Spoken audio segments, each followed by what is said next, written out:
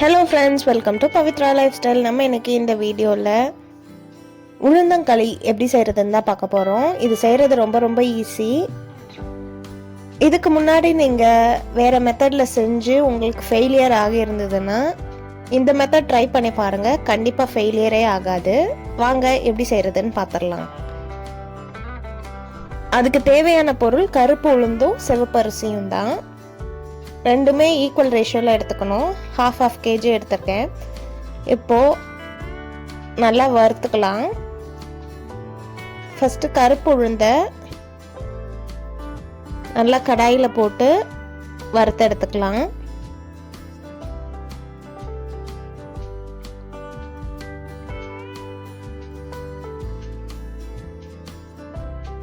நல்லா வாசனை வர வரைக்கும் வறுக்கணும்.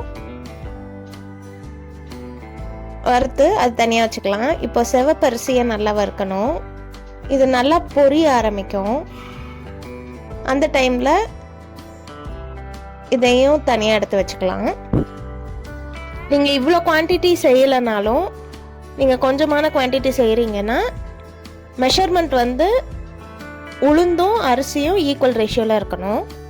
இப்போ குவான்டிட்டி ஜாஸ்தின்றதுனால நான் மிஷினில் கொடுத்து அரைச்சிக்கிறேன். நீங்கள் கொஞ்சம் குவான்டிட்டி போட்டிங்கன்னா வீட்டில் மிக்ஸி ஜாரில் கூட அரைச்சிக்கலாம். ஆனால் நல்லா ஃபைன் பேஸ்ட்டாக அரைக்கணும். இப்போ இது செய்கிறதுக்கு 1/4 கிலோ கருப்பட்டி யூஸ் பண்ணியிருக்கேன். கருப்பட்டி யூஸ் பண்ணது தான் நல்லது. அதை நல்லா இடித்து 1/2 கிளாஸ் தண்ணியில் கரைச்சி வச்சுக்கணும். இதுக்கு பக்குவம்லாம் எதுவும் கிடையாது. ஜஸ்ட்டு அது நல்லா கரைஞ்சால் மட்டும் போதும்.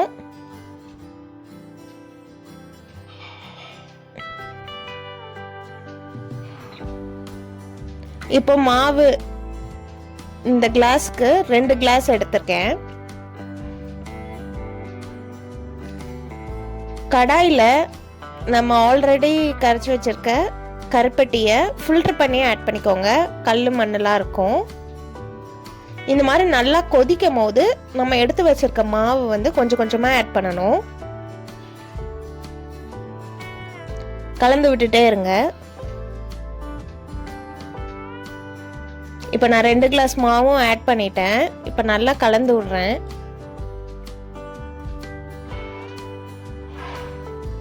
இப்போ கலந்து விட்டதுக்கு அப்புறமும் கொஞ்சம்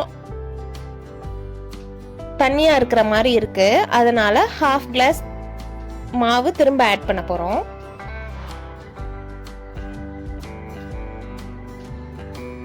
இப்போ கலந்து விட்டீங்கன்னா தண்ணி எதுவுமே இல்லாம நல்லா மாவு திக்கா இருக்கு பாருங்க. இதான் கன்சிஸ்டன்சி. இது வர அளவுக்கு நீங்க மாவு ஆட் பண்ணிக்கோங்க.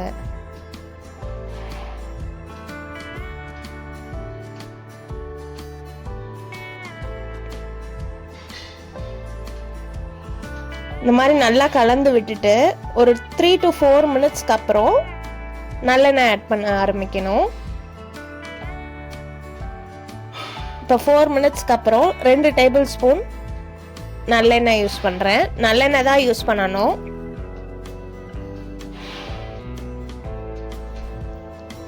நல்லா கலந்து விட்டுடலாம். இந்த ஆயில் எல்லாம் நல்லா அப்சர்வ் பண்ணிக்கும். அதுக்கப்புறம் திரும்ப 2 டேபிள் ஸ்பூன் நல்லெண்ணெய் ஆட் பண்ணணும். இந்த மாதிரி ஒரு 3 to 4 டைம்ஸ் ஆட் பண்ணிகிட்டே இருக்கணும். எப்போ நம்ம ஸ்டாப் பண்ணணுன்றதை நான் சொல்கிறேன். இப்போ தான் நம்ம சேனலை ஃபஸ்ட் டைம் பார்க்குறீங்கன்னா மறக்காமல் சப்ஸ்கிரைப் பண்ணிக்கோங்க. அப்படியே பெல் ஐக்கனும் ஆலில் வச்சுக்கோங்க. அப்போ தான் நம்ம போடுற ஒவ்வொரு வீடியோவும் உங்களுக்கு நோட்டிஃபிகேஷனாக வரும். உங்கள் வீட்டில் ஏதாவது இந்த மாதிரி functions, marriage, engagement, birthday parties, baby shower, அந்த மாதிரி ஏதாவது ஈவெண்ட்ஸ் இருக்குன்னா நீங்கள் இவங்களை காண்டாக்ட் பண்ணலாம். இவங்களோட இன்ஸ்டாகிராம் பேஜ் டீட்டெயில்ஸ்லாம் நான் கீழே டேக் பண்ணுறேன். உங்களுக்கு நேம், காண்டாக்ட் டீட்டெயில்ஸ் எல்லாமே இதுலேயே இருக்குது. வேணுன்றவங்க செக் பண்ணி பாருங்கள். இப்போ ஆயிலெலாம் நல்லா அப்சர்வ் ஆயிடுச்சு. இப்போ திரும்ப நம்ம 2 டேபிள் ஸ்பூன் ஆயில் ஆட் பண்ணுறோம்.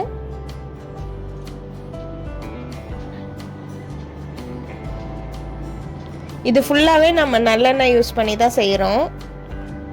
அதுதான் உடம்புக்கு ரொம்ப நல்லது. இதை நீங்கள் வீக்லி 1 டைம் செஞ்சு சாப்பிட்டே வந்தீங்கன்னா முதுகு வலி அந்த மாதிரி எந்த ப்ராப்ளமும் இருக்காது.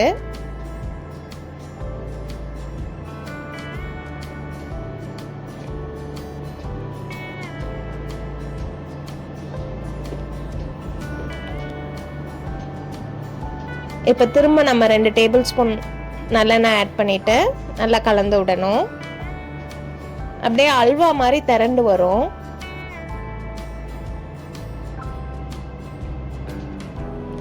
இது செய்யறதுக்கு ஹார்ட்லி ஒரு 15 மினிட்ஸ் இருந்தால் போதும் உங்களுக்கு.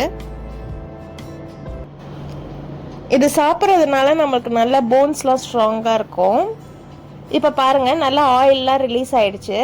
இந்த ஸ்டேஜில் நீங்கள் ஆஃப் பண்ணிக்கலாம். இப்போ பாருங்கள், எடுத்து காமிக்கிறேன் எப்படி இருக்குன்னு பாருங்கள். இந்த மாதிரி நல்லா அல்வா மாதிரி திரண்டு வந்திருக்கும். ஒட்டாது கையில். அப்போது உங்களோட உளுந்தங்களி ரெடி ஆயிடுச்சுன்னு அர்த்தம். ஆறுனதுக்கப்புறம் இந்த மாதிரி உருண்டை பிடிச்சிக்கலாம். நீங்கள் கண்டிப்பாக நீங்களும் ட்ரை பண்ணி பார்த்துட்டு எப்படி இருந்ததுன்னு கமெண்ட்டில் சொல்லுங்கள். நெக்ஸ்ட் ஒரு வீடியோவில் உங்களை பார்க்குறேன். பாய் பாய்.